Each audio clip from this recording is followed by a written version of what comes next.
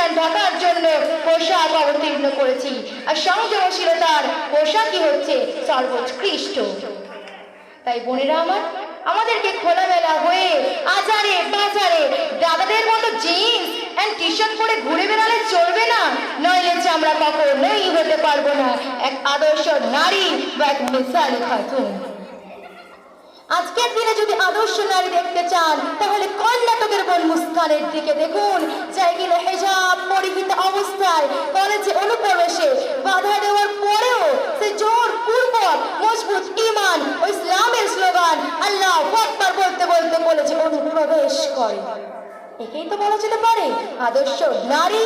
তাই বোনেরা আমার, আমাদেরকেও হতে হবে এই কর্ণাটকের বোন মুস্কানের মতোই এক আদর্শ নারী বা এক মিসালি খাতুন।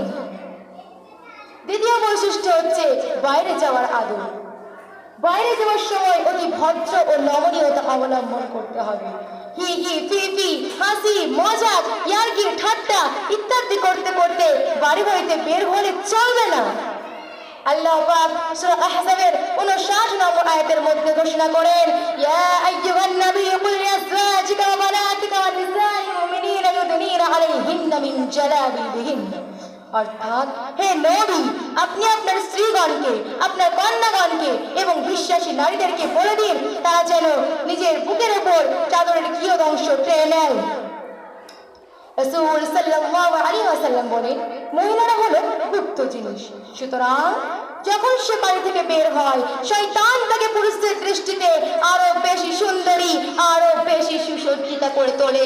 তাই বোনেরা আমার, সাবধান, তুই বাইরে বের হওয়ার সময় এমন পোশাক পরিধান করবে না, এমন পোশাক অবতীর্ণ করবে না যাতে পুরুষরা তোমাদের প্রতি আকৃষ্ট হয়ে যায় এবং তোমরা উভয়েই সমপাপী রূপে গণ্য হও। বাইরে যাওয়ার সময় আতর বা সেন্ট ব্যবহার করবে না। রাস্তার এক পাশে চলবে, মাঝ বরাবরে চলবে পুরুষেরা। আল্লাহ পাক সূরা নূরের 31 নম্বর আয়াতের মধ্যে বলেন, ওয়ালা ইয়াযরিবনা বিআরজুলিহিন্না লিয়ালাম মা ইউখফিনা মিন যিনাতিহিন্না। অর্থাৎ তারা যেন এমন সাজরে পদক্ষেপ না করে যাতে তাদের গোপন আবরণ প্রকাশ পেয়ে যায়। তাই বোনেরা আমার, আদর্শ নারী হতে গেলে আমাদেরকে এই বৈশিষ্ট্যগুলি অবলম্বন করে চলতে হবে, তবেই হতে পারবো আমরা এক আদর্শ নারী বা এক মিসালি খাতুন। তৃতীয় বৈশিষ্ট্য হচ্ছে রূপ সৌন্দর্য। সৌন্দর্য হলো দুই প্রকার, যথা